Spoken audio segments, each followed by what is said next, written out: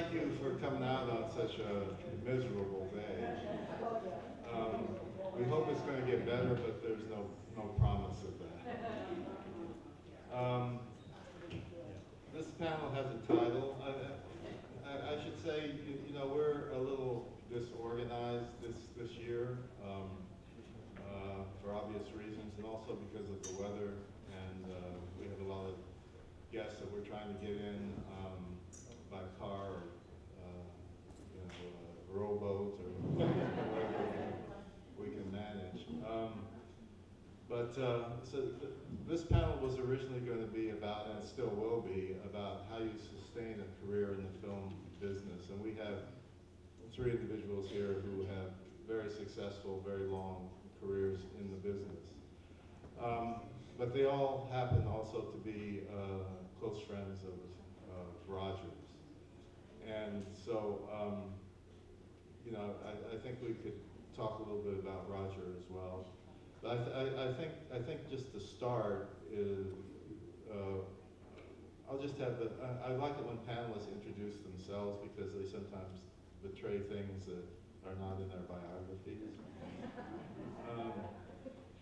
And so, if we could, we'll start with Haskell.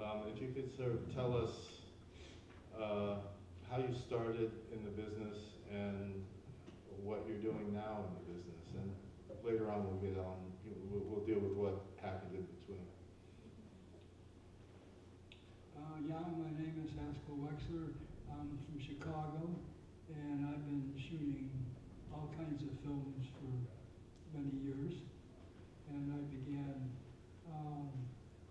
right after World War II shooting documentaries. I'm interested actually in being here because I heard the subject, sustaining your career, and I thought that one of the subjects should be what does having a career mean, and is it worth sustaining? And I see most of the people here are older people, so that the word sustaining has a defensive, failing aspect to it. And I thought we'd be talking to students and to giving them some advice or some thoughts, but I don't know. Steve James, the man sitting over here, made a film, Hoop Dreams, quite a few years ago.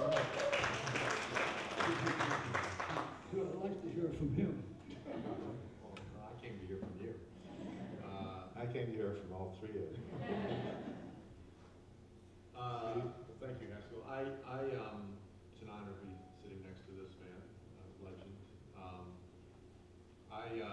I started in Chicago about 27 years ago after getting of all things, a master's in film production. So I started essentially as the oldest, most educated production assistant in Chicago, which I did for a few years while I worked on getting Hoop Dreams off the ground and getting that done.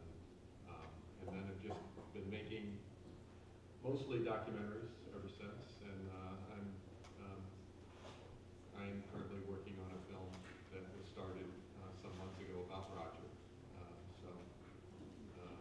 a poignant time, it's a sad time, obviously, but certainly what's happened in the last week or so is reinforced something I think all you folks know, and I know you guys know, is just how essential and important he has been to American cinema and beyond. Michael?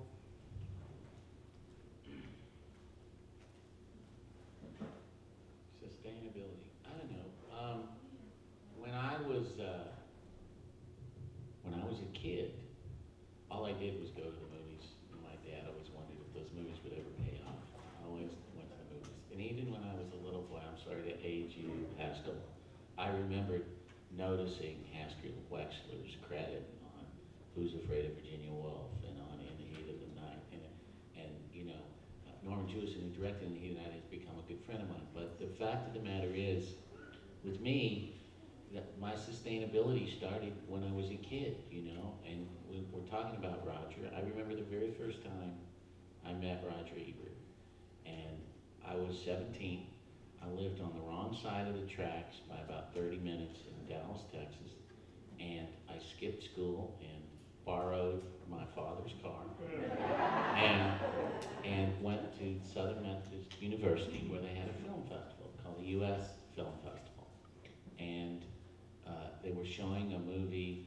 It was directed by Jim McBride. It was called Glenn and Glenda. And there was a panel. I'd never seen a panel. I didn't know what a panel was. And Rex Reed was on the panel, and McBride, and Arthur Knight was on the panel. And Roger Ebert was on the panel. And Roger Ebert looked so transgressive and so cool. He wore sunglasses, and he had just, I think Beyond the Valley of the Dolls had just come out, so he had made an X-rated movie, and he talked so intelligently. It was one of those times you just, when you're a kid, you're so impressionable, you just know you want to be part of it in some way.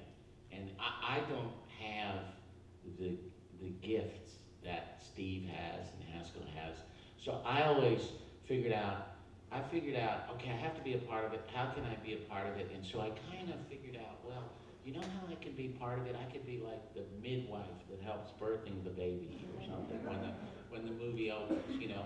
And that's kind of how I started. I went to University of Texas. I did not study film, but I saw like 14 movies a day. And the other thing, and again, this has to do with Roger, and it has to do with these two guys here, is Roger's whole thing was the value of the movies was that they could explain the complexity of the world to us, and that they were an inroad into real social engagement. And that always gave me a grounding, you know, and all that came later with business. I mean, my first job in the business, I moved to New York, and I rented 16 millimeter films to prisons, you know. So, you have all these adventures, but you have to have kind of a foundation of value. At least I have had to have that, while keeping in mind those factors in the business, some of which are pretty rough going, and some of which are pretty pleasurable.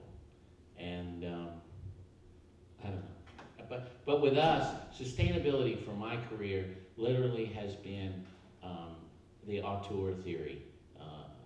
When I was a boy, I read that book that Andrew Sarris wrote called American Cinema, and I said, okay, I have a context. I even said this as a kid. I have a context on how to deal with these movies by looking at the directors. And I would say the basis of all of our companies, I'm a co-president of Sony Pictures Classics for like over 20 years, and before that, Orion Classics for 9, and United Artists Classics for 3.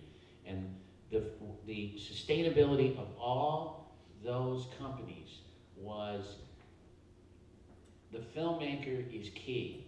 The creative choices that I make and my colleagues make have to do with the selection of the filmmaker and the piece. We always give our filmmaker a final cut and so forth, but the fact of the matter is we are accepting the fact that the filmmaker is the auteur, and the quality, there's a sustainability of quality year in, year out. If you kind of stick with the people you feel will have a sustainable career. And that's why we've had so many movies by Almodovar, we had so many by Louis Malle. That's why guys like Norman are a good friend of ours. It's just the way it's worked for us and the way we're still alive. So what did you get your degree in Texas? I got my degree in speech communications. I thought I would be writing political speeches for political candidates, and when I graduated from college, I met a famous speechwriter who basically said to me, here's the key to being a great speechwriter. You can write a speech for the right, and you can write a speech for the left, that you have the ability to take any position on any issue. I said, I cannot do that. And so I never wrote a political speech in my life. also means you can't be a lawyer. Haskell, do you remember your first encounter with Roger? No. Do you remember any encounter with him?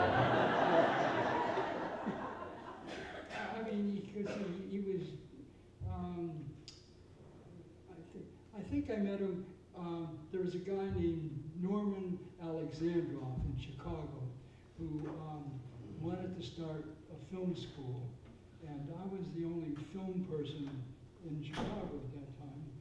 And another guy, Fred Lassie, who was from the Canadian Film Board, Norman met with us, and we talked about forming what later became Columbia College.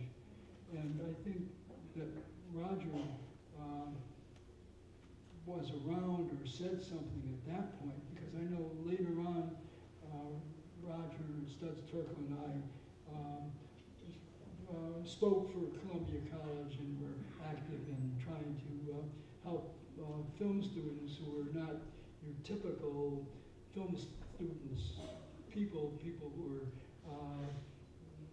less than wealthy and who wanted to express themselves through visuals, and that's the way the school started. I think that's the first time. You know, I was thinking, Nate, I wonder how many people here go to theaters to see films? Because that's so, see that, I guarantee you, I saw a lot of hands. Yeah, right? yeah. I guarantee you, you're in a minority. You're in a minority. And the reason I'm asking that question is when you talk about career, you have to define what that means, what the word career means, because you want to talk about sustainability in a career, and sustaining what? What's the definition of it? I was talking to a lady here earlier, talking about Boston and everything, and the word security came up a number of times in the conversation. I think, you know, somehow we have to start working with defining what we're talking about on these critical things. And I think career is one of them. Career, I think, means recognition on a wide scale, usually from those sources which are capable of giving wide-scale recognition, and probably reflecting itself on making some money. and I think that that's, if we want to discuss sustaining something, or even maintaining something, you have to know what it is, what stories that you want to tell, perhaps stories that aren't told by a system which is set up to tell its stories. And that's not just didn't happen in America now. Usually the people who had the pens or had the printing presses and everything weren't just neutral purveyors of everybody's information. They had points of views and philosophies. It's interesting you mentioned that, because that's what the panel tomorrow is about. It's about whether in this digital age, with the ability to make films very inexpensively, whether there is more creative independence than there was in the days of the studio film. We're thinking that perhaps there are certain hegemonic forces at play that perhaps limit what filmmakers even do today when they aren't responsible to somebody who's given them money. But so you've talked about our panel tomorrow, so maybe we'll change the topic for tomorrow. But I want to ask Haskell a question about sustainability of career. When you started in the business, wasn't it the situation that these studios had cinematographers that were like on their payroll and they would do just whatever they were told, and there was a lot less creative freedom then? Or what was it like in those days as opposed to now for a DP?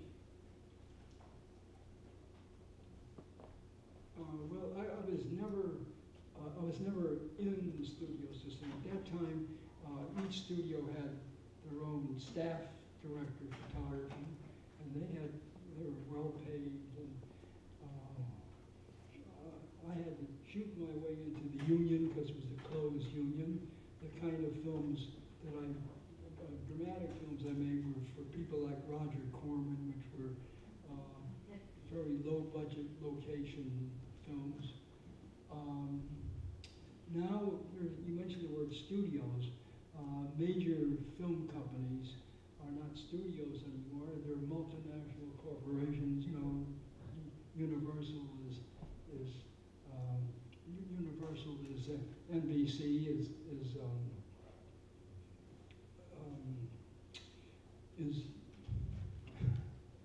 I have a block on. It was General Electric, I think. No, it's General Electric. General Electric, which is one of the largest military suppliers. You're not going to see anything on NBC. You're not going to see anything in films, as a matter of fact, which was anti-militarism. You're not going to see things that challenge the system. And I mean, I'm talking about stories. I'm talking about Argo. I'm talking about even interesting films. They have some preconceived notion, and to say, well, political, it's more than political, it's cultural. It's certainly one on violence. I mean, we're obsessed with violence now. We hear the discussions of gun control, who could or shouldn't have a gun. We have this thing in Boston. We have all these things that are going on because we're in a culture of violence, and movie making and story making is about that. It's a fast, dramatic cutaway solving problems, and that is fed. That is a disease. I keep saying that it's fed to us from the top down for some secret purpose, but it's not. We're part of it. We like to get our juices flowing, you know, and they're not flowing in a socially reliable way. Now, I'm listening to myself, and I sound like a goddamn political statement. There's nothing wrong with that. I'm labeling myself, but then I'm saying, look, we as filmmakers are more than just getting our jollies off being artistes, you know. We are communicating. And if we want to communicate anything that they'll pay us to communicate, or if we want to communicate something that means something to us, then that's our responsibility. That's why I'm saying that having a career,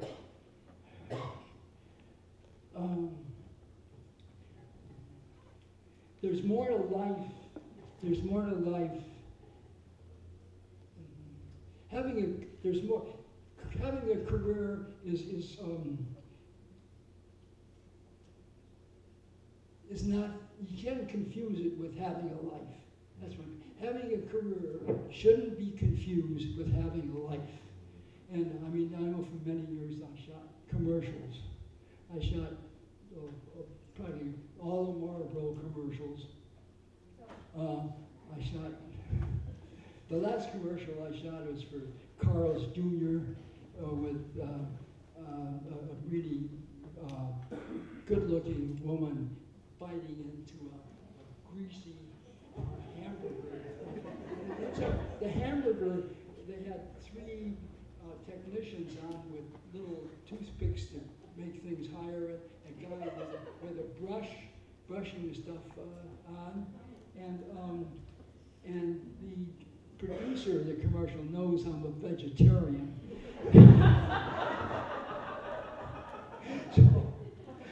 But anyway, but I was being well paid, and I did. And then I finally said, okay, Haskell, forget that.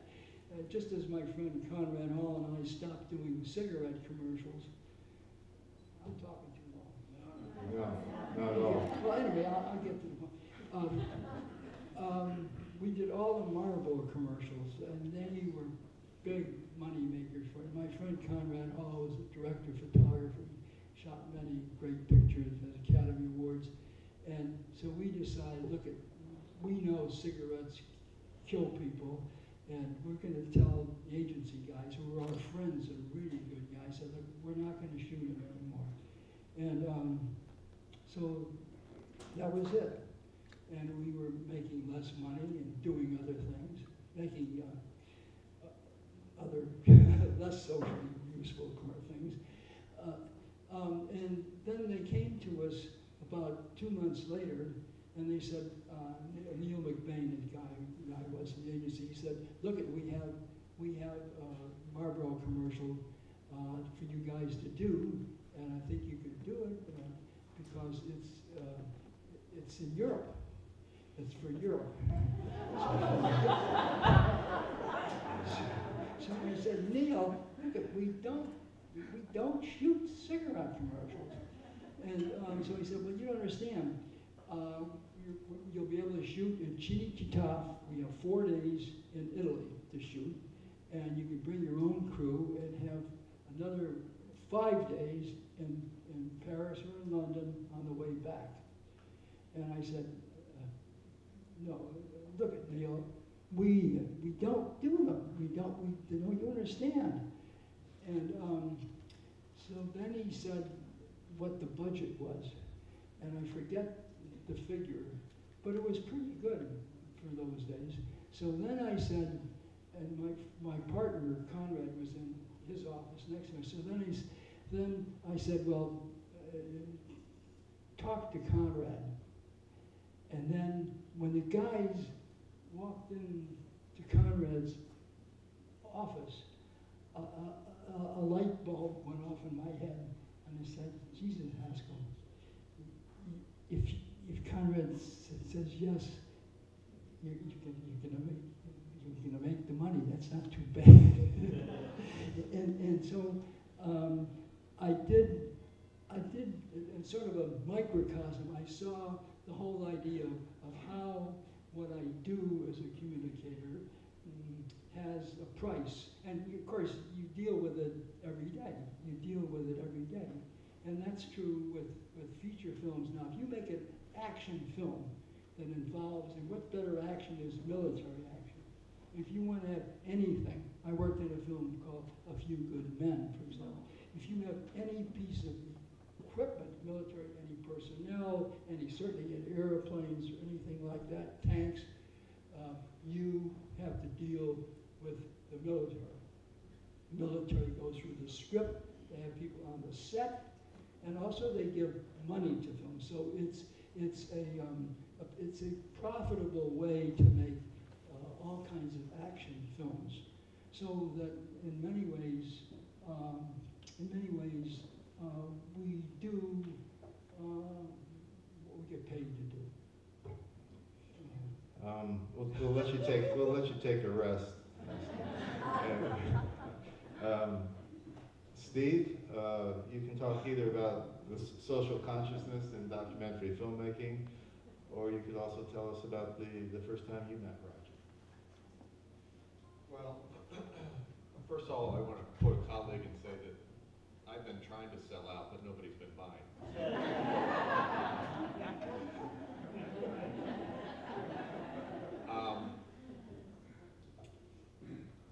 You know, the first time I met Roger was not anything really significant. It was at the Toronto Film Festival when Hoop Dreams played there.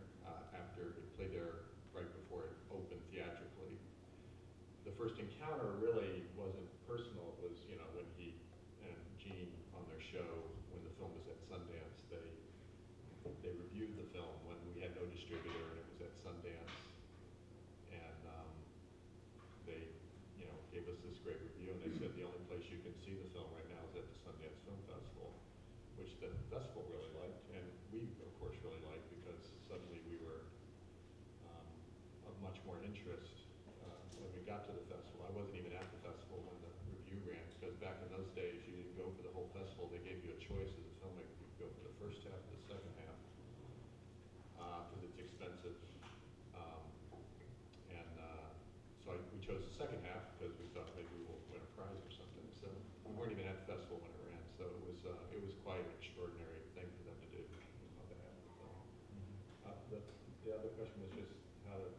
following up on that. Well, Yeah. I mean, Haskell rightly is problematized career. Right.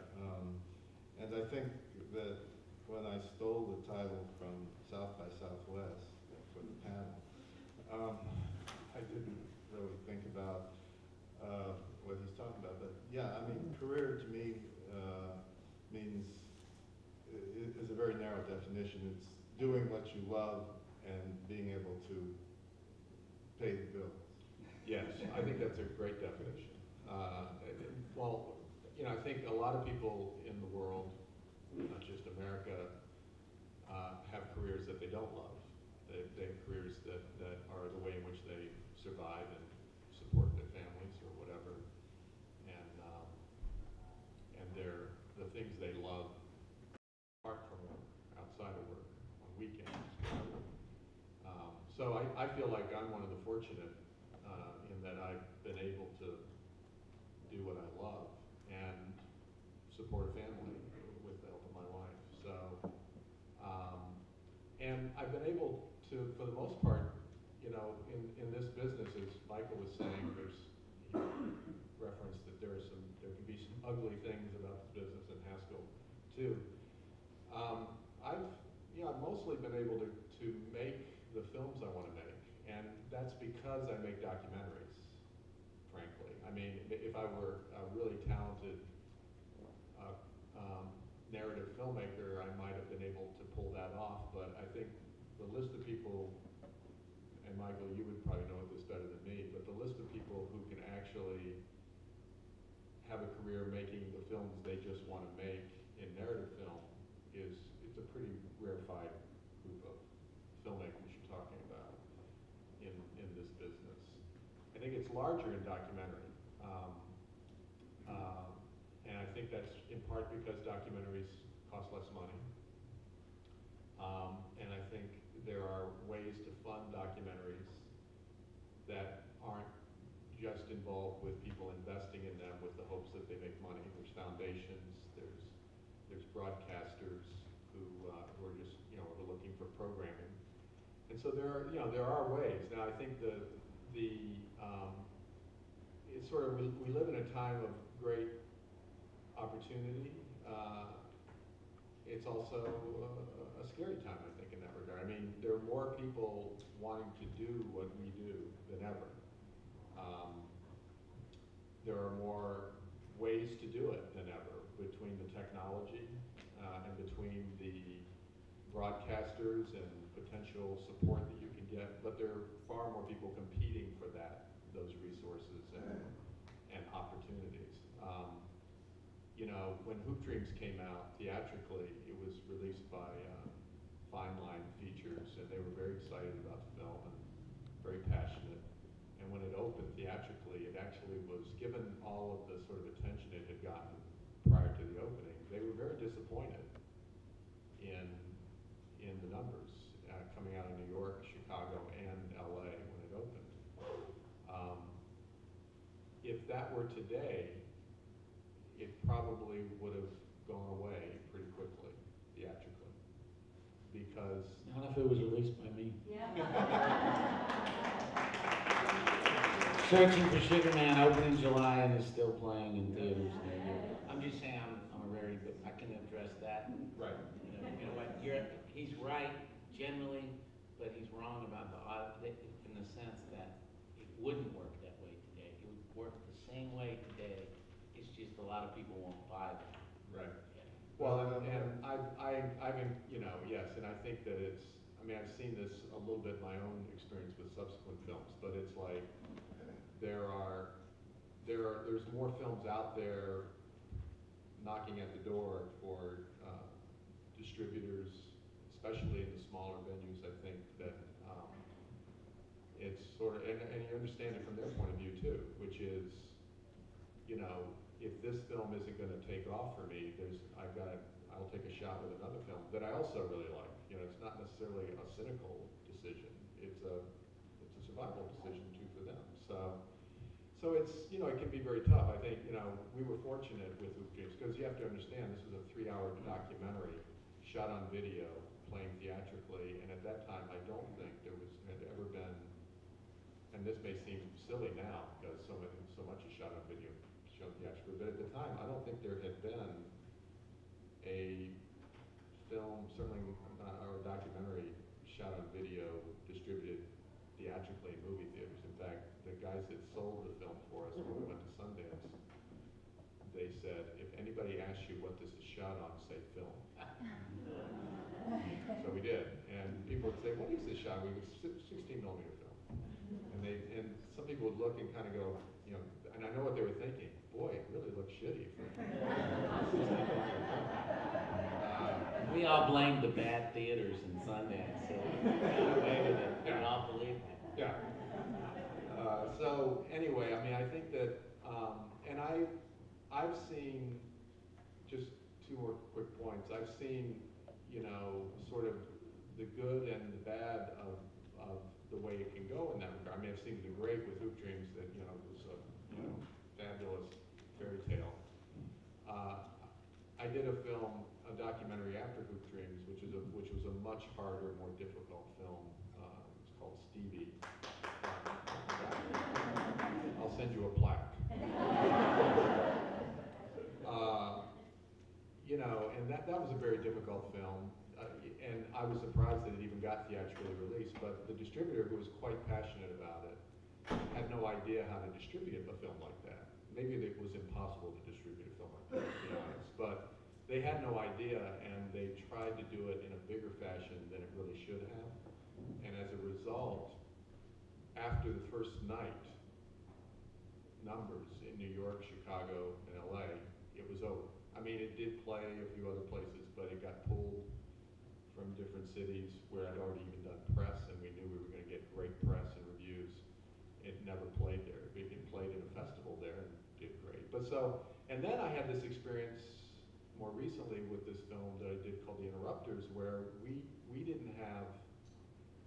a service deal, which is, because we didn't have any rights to sell, I'm kind of getting into inside baseball here, but because we didn't really have any rights to sell, because we'd sold all our rights to make the film, distributors who were very interested in the film didn't want to take it on, so we had to do what was called a service deal, which is you hire a distributor, you pay them to distribute the film.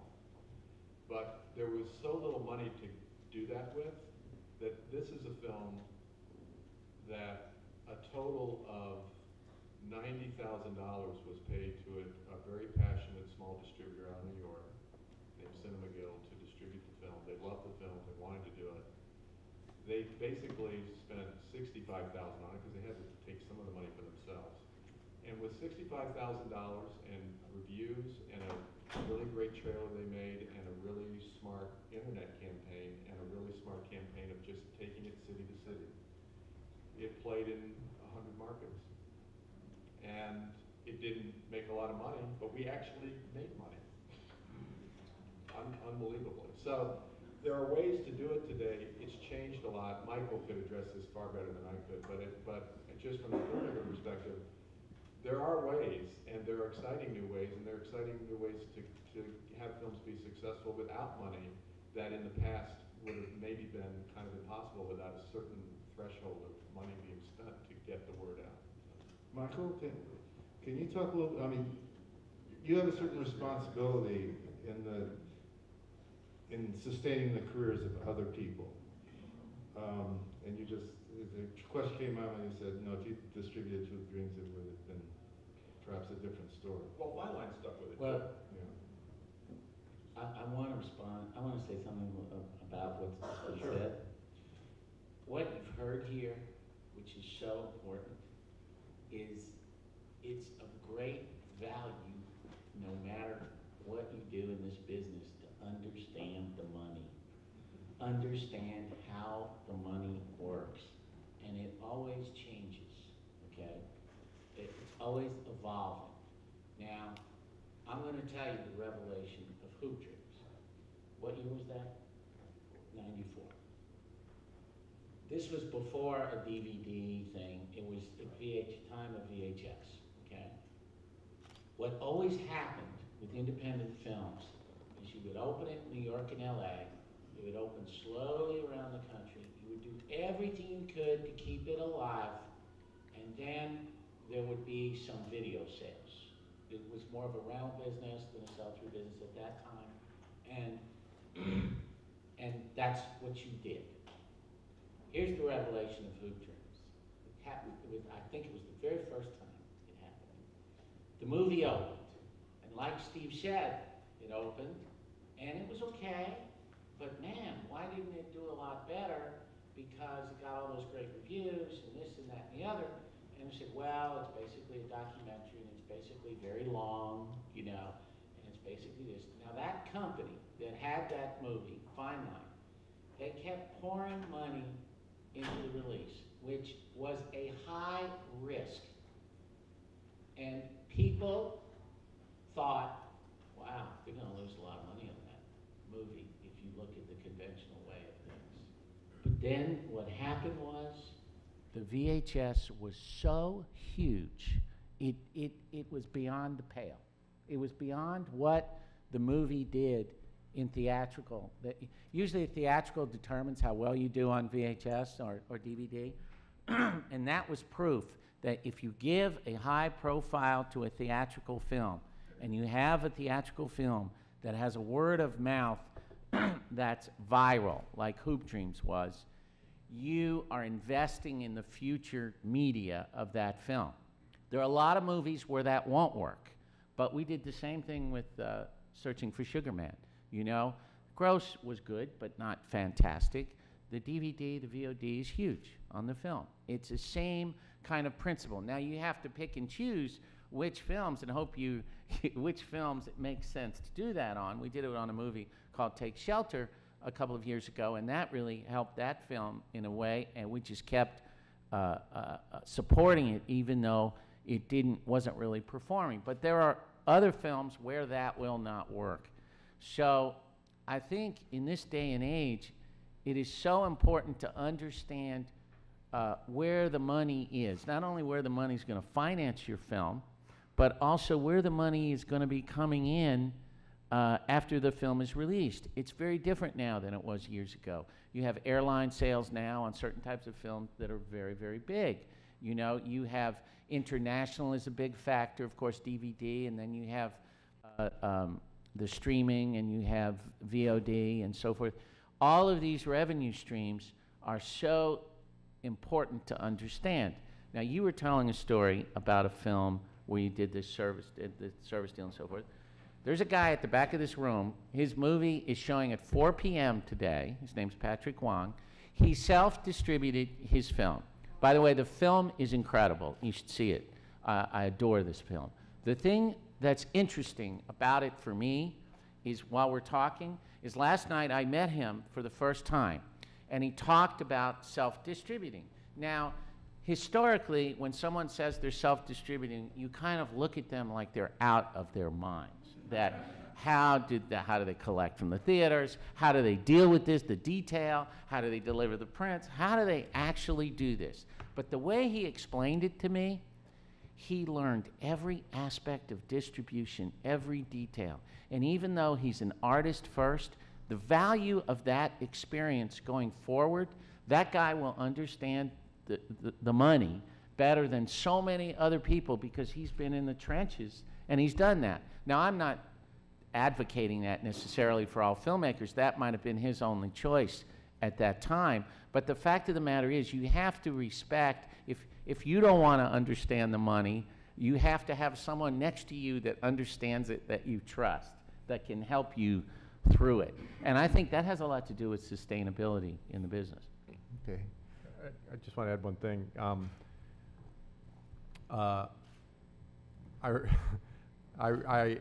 With Hoop Dreams, it did eventually take off theatrically, and the reason it took off theatrically, and this goes back to Fine Line, their very strategic thinking, was that when the announcement for Academy Award nominations came, you know, there was a lot of talk that Hoop Dreams should get nominated for documentary and blah, blah, blah, and all that, and then it didn't happen, and Fine Line had prepared to go big the day after the nominations. And their thinking is that it'll either be like go big because it's gotten nominated, or go big, and they had a letter already prepared expressing outrage at the Academy's slighting of Hoop Dreams. And of course, when it didn't get nominated, that was probably the best thing that could have happened to the film theatrically. Yeah. Because everyone expected it to get nominated. How many months was that after the picture was released? 4 or 5? Well, it was released in October, Oh, so it okay. was in Well, January February. or February. February then, probably. Yeah, February. You know, there are many pictures. It's not like that now with the documentary branch. The Academy has really corrected it to a certain extent, a lot. They've really corrected it. But in those days, a lot of us made a lot of money over being slighted in that category. Roger and Me didn't make it, then Blue Line didn't make it. Right. Crumb, our movie Crumb didn't make it. No, we were in great company. Yeah, that's great. So it's great for business not to make it. We're going to open this up to questions in a few minutes, but I noticed that Haskell's been making some notes here, so I think he's got something to say.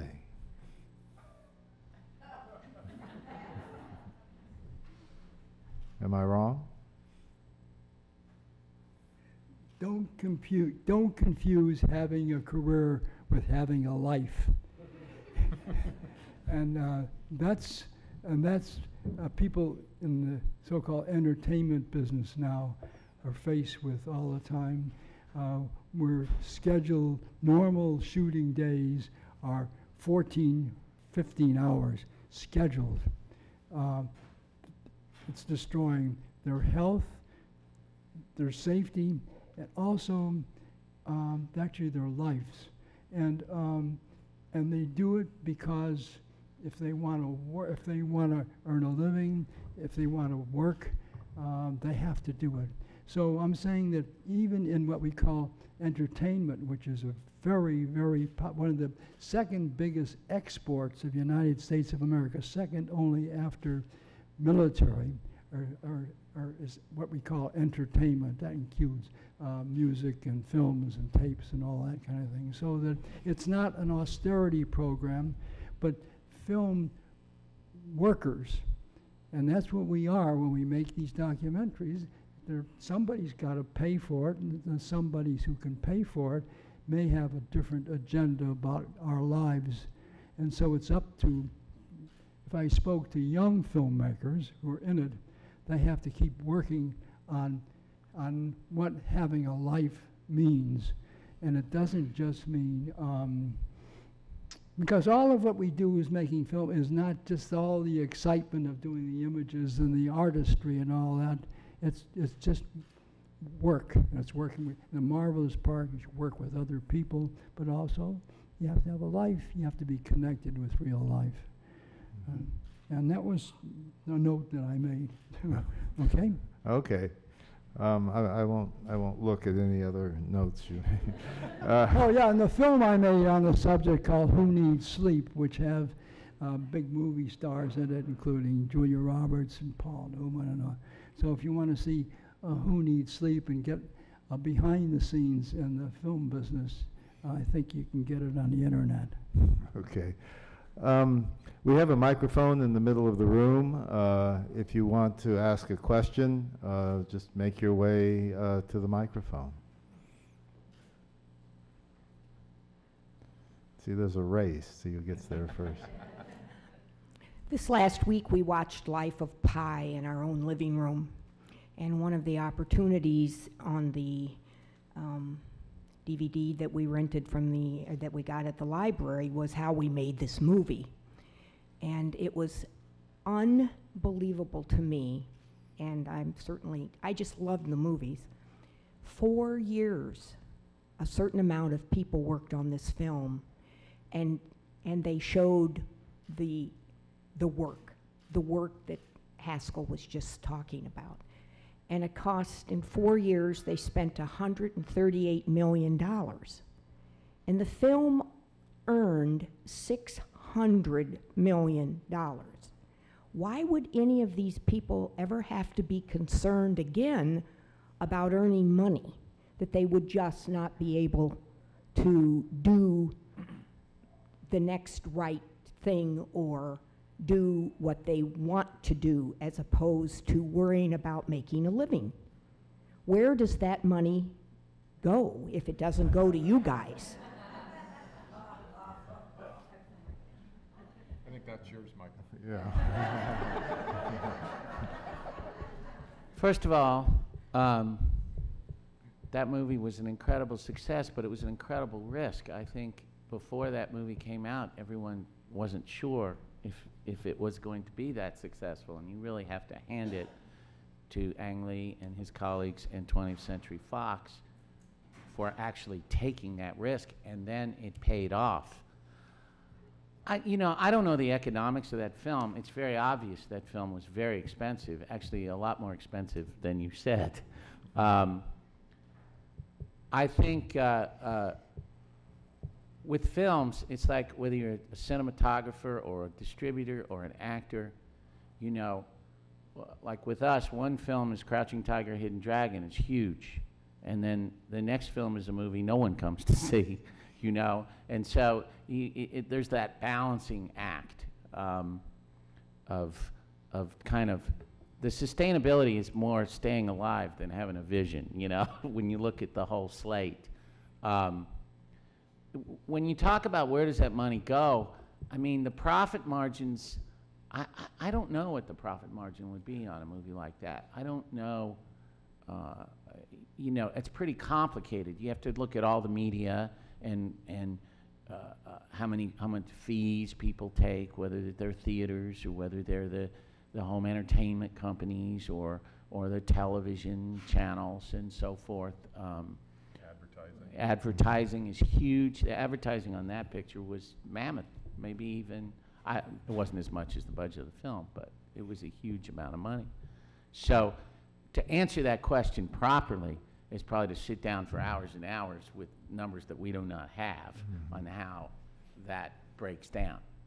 What's interesting is the person on the street, when they look at the variety list, or every Monday you look at how big a movie is, and they say, these are the top 10 movies of the weekend. For people like us in the business, we laugh on the inside because the number one movie that's doing a ton of business at the box office could lose a lot of money, would lose a lot of money at the end of the day, whereas a little movie that we might have, like an Iranian movie like A Separation, which cost $2.50, will probably profit more than those movies you see on the box office charts. I think right in the last 30 years in my career, one of the worst things that's ever happened is this adoration of the box office gross. When I started in the business, we didn't see every day in the newspaper, these are the top 10 movies. I am appalled when I go and speak to college students and they say they don't understand the Academy Awards. Why don't they just make the top grossing movies, the 10 nominees for Best Picture? I'm telling you, it is we live in a bad kind of ecosystem where a lot of people determine what movies they're going to go see by how well they do at the box office. And I think it's a really bad thing for film culture, and not enough people talk about that. Yeah, you're right. And it is interesting how interested we are in the behind the scenes of movie making. Entertainment Tonight, those programs all deal in things that we used to never know anything about, and perhaps we were better off not knowing some of those things. Next question. First of all, I want to say The Interrupters was fantastic, Sugarman as well. I saw your latest film, the Robert Redford, The Company We Keep. It was wonderful. Okay. It was so nice to see something about ideals and give a little bit of each side. And Patrick Wang not only knows money, but he's a great actor and a filmmaker. So it was great to see all of you in the for the panel. But talking about money, it's probably the hardest thing because my daughter's a filmmaker and she just finished a feature-length film, and your company was one of them and is looking at it. Most of them won't even look at it. And a lot of that is because if it doesn't make it in the festival circuit, I mean, that's one of the questions they ask most often. It goes to what Steve was talking about. Because everyone can just pick up a camera and make a movie, There are literally thousands of movies that companies have to see to find that needle in a haystack. And I think what's against you is there are only 24 hours in a day. Sure. It's like, I was embarrassed when I met Patrick last night that when his film was available for acquisition, I don't know if we would have bought it or not, but the fact of the matter is our company did see it, but I did not know about it until I read Roger Ebert's review of the film. Oh, And what- that happens, you know? What would your advice be to a filmmaker then, that doesn't have a connection already within I the think system? that's why festivals are very important. I think that it's important that a film look distinctive in some way that catches the eye of the people you want to see it so that they can see it. Okay, one thing I would like to say about that is that we do need some films that are uplifting, not only on a wide scale, but some things that are fun to watch as well. It's great if you can do both things at the same time, but I think that a lot of our independent screens are being taken up by really hard problems and not as much laughing as we could use, but Rust and Bone was fantastic. I'm going to fight you on that. Okay. It's like, we are very proud to have been involved with Michael Haneke's last several films, Cachet, White Ribbon, and Amour. And I remember being ridiculed about Amour. But I remember the first time we showed it in Cannes, a lot of these critics, mostly on the internet, they loved the movie, but they said the older audience is going to be scared to death of this movie and they will never come. And the old audience came in big numbers. And I think the public wants to see these serious kind of full meal kind of films just as much as they want to see something lighter. Okay, I didn't explain myself well enough then, because I would agree. What I want most often as strictly an audience member, because we really need the arts to do a lot of things. Make us laugh, also teach us. The best films, you learn along the way and enjoy yourself. But I would agree, I just want a variety. And sometimes we don't get enough variety. But thank you to all of you for being in the business and for staying in it. It's really appreciated. Okay, next question. I'd like each of you to explain or tell us how, if at all, your personal politics have affected your careers and the sustainability of a career, how it is dependent on personal politics.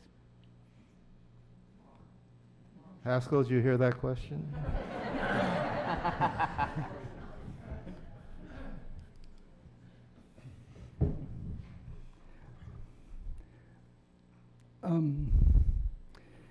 I know the phrase personal politics. I'm egotistical enough to think that what I believe about the planet, about the world, is not personal. In fact, the word personal, I think the thing that's missing in all our discussions, in all of our art, and all of our language is one thing, and that's to be able to look at the planet the way the first astronaut looked at it. Look at it as one planet, no lines on it, no varieties of religions, races, certain ideologies, certainly nothing worth one group killing another group, one group having food, another food not. They look at the planet, and then our art, our film, our shows, and so forth have to ask questions. Why can't we do something about what we call ecological things? Why can't we solve human problems without immediately going toward violence? Why can't we? What keeps us from doing these things? And in general, our media and that means our filmmaking as well, doesn't give any hints of what are the advantages of doing things cooperatively rather than organized by the thousands to kill people, and then to give such people awards and medals and think about our people. In other words, how we look at the planet and humanity now is overall being threatened, and we are part of the threat unless we as communicators say, hold the phone in our films. Wait a second. And how has that point of view affected your career?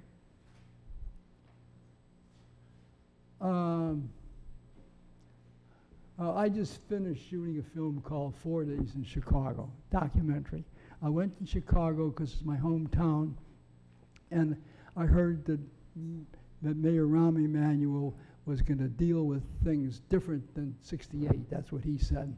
He militarized the city. He closed, streets were closed, special police were brought in full military outfits. It was announced that Obama was going to have NATO meet there, the international war-making machine. He was going to greet them to Chicago. And G8 was supposed to meet there, which is the monetary aspect of warfare and of imperial conflicts. And Occupy was going to be there saying that those things, that direction of society is taking from teachers, from education, from health, from all the things that make America what it is. And they wanted to do it peacefully, and they wanted to have their voices heard. Also many veterans. So I was there, and I recorded that whole event called 4 Days in Chicago. And in the course of that, the media in the country didn't realize that thousands of people were there. And that's why I made the film. If people will see the film, they will see all the forces that are available set up. Also, the mayor said that he's doing that for the security of the city. Friends of mine in apartment buildings who were friendly and understood what Occupy stood for, the 99%, hired private security people in front of their apartment buildings with guns on it because they were told that the Occupy people were going to come in and make trouble. So that atmosphere was there, and I recorded that in the film, talking with all kinds of people. And I think when people see the film, they'll begin to see what's happening not just nationally, but worldwide, in movements all over the world where the systems are failing the people. And that's our responsibility as communicators. Now, I don't know if that answers your question, but that answers it for me. This is what I dedicated my life to. Yeah.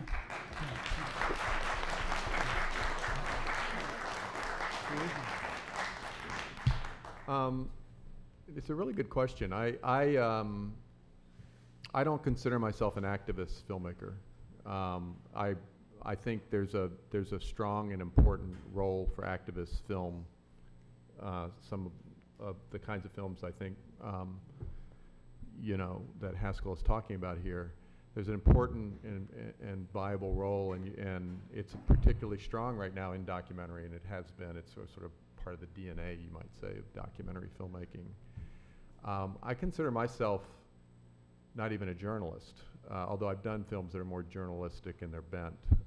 I consider myself a nonfiction storyteller, which may sound like a semantic thing, but it's in part because the stories I've always been attracted to generally start with individuals, and I find myself always seemingly attracted to stories about individuals whose lives I feel like have something larger to say, but that I don't start with, I want to do a film about this issue, and then let me find a subject that fits that issue or fits my politics. My politics are pretty liberal, but I like to think that my films give viewers room to disagree on what they see, to see complexities, You know, there's that famous quote from Rules of the Game, the Jean Renoir classic film, you know, where one of the characters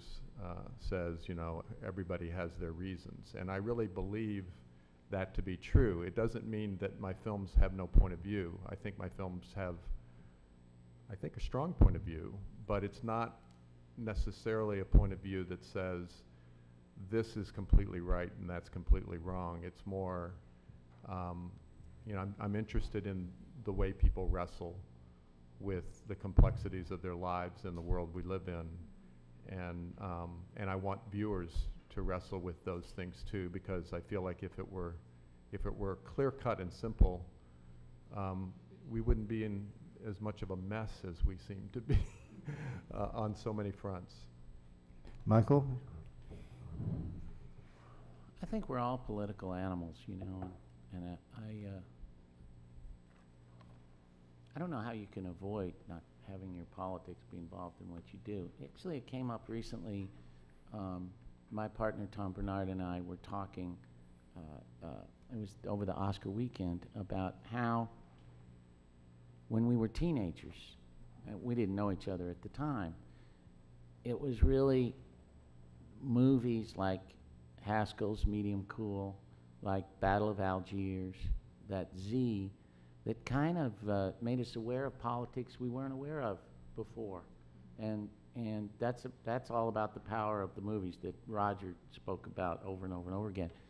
And we were talking about how you could probably make a direct link of the effect those movies had on us to our involvement in No, this movie from Chile we have this year, and The Gatekeepers. And that came up in a conversation recently. So I think it is connected, but I've never stopped to analyze it further. Thank you. So if you had become a speechwriter, which... I think we know. As Steve says, I think you know. Next question. You released that Obama film, didn't you? I have a 15-year-old grandson who informed me at Christmas that he was really interested in being a screenwriter. And he had taken one class in screenwriting, and he was going to take another one this semester in film of some kind. He gave me his address and his email and wanted me to pass it on to somebody at the film festival when he found out I was coming here. So I would like to take so you're his that. agent. You're his agent. Right. I've already written down what Haskell said about not confusing a career with a life. But I was thinking of him. He has still 3 years left of high school to go. What could he do or study or whatever that would prepare him, you know, as a teenager? How could he start preparing? What could I tell him? Because I have a daughter who is a screenwriter. Okay. And what he should do, she went to University of Chicago and studied writing. She learned about writing short stories. She learned about writing essays. She learned about life. She learned about the world. I think the key is to become a proficient writer in as many different areas as you can. And, you know, there are all kinds of writing programs, not necessarily geared towards Film. screenwriting. Mm-hmm. Mm-hmm. Okay. I might add, too, I think it's, you know, have a life and experience that life. I mean, I think one of the reasons Roger was such a terrific writer, and again, he had minimal experience in doing script writing, and he eventually gave up even considering that once he became really successful as a critic, because he realized how difficult it would be to do that. But I think one of the things that made him a great writer, forget about screenwriter, was that he actually lived life in a very full way. And he wrote from the experience of having lived life, not from having just studied life or read about life. You know, I think sometimes we think, well, we don't all do enough reading. I don't do enough reading. But we also, I think, in increasingly mediated culture that we live in, we also need to, like, you know, close the laptop and go out into life. Yeah, as a, Good, Steve. right. As someone who teaches writing from Yes. time to time when I'm not here, I would advise, second what everybody here is saying, go to university and get a good liberal education, right? Don't study film as an undergraduate. Study film as an art form. Study it as literature. Study it but don't study film. Don't go to film school until after he has a bachelor's degree in something productive like English literature.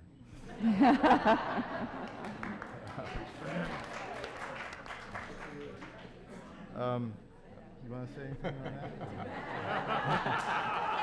Good for you, Grandma. It's interesting that she chose Michael to give that to. That's who I'd give it to. There's a lot of information on it. This question is for Steve. Okay. Could you tell us what, nearly 20 years later, the two young men in Hoop Dreams are doing?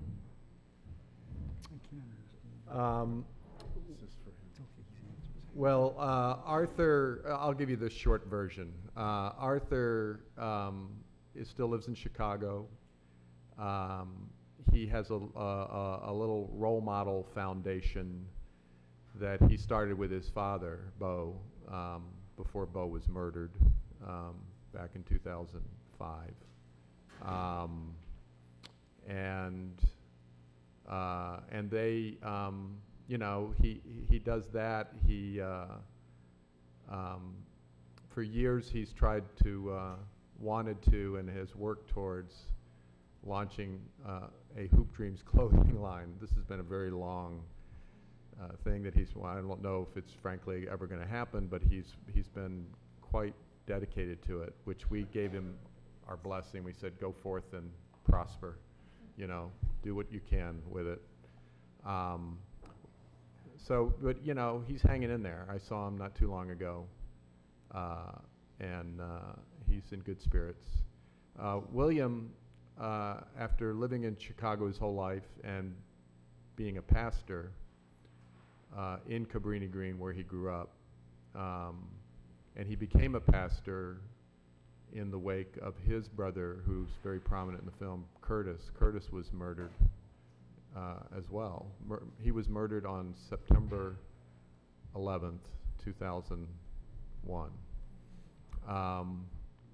And I got the call from William on that awful day, and at first I thought, was he in the towers? What, you know, and it was just it made an awful day even worse. But in the wake of that, he decided, after reeling over that for some time, to become a pastor. And he's been a pastor all these years. He just moved his family to San Antonio. He's got 3 young boys and his daughter, who was born during the making of the film. He wanted to relocate. He wanted just a fresh start somewhere else. So they're living in San Antonio. His boys are basketball players. And his daughter wants to be a dentist. And she has a degree in, a dental degree.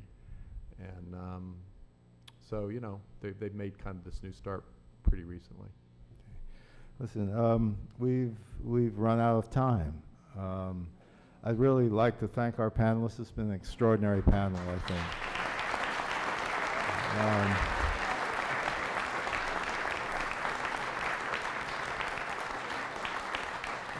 And thank you for being such an attentive and wonderful audience. The next panel will start in about 10 minutes. Thank you, Nate.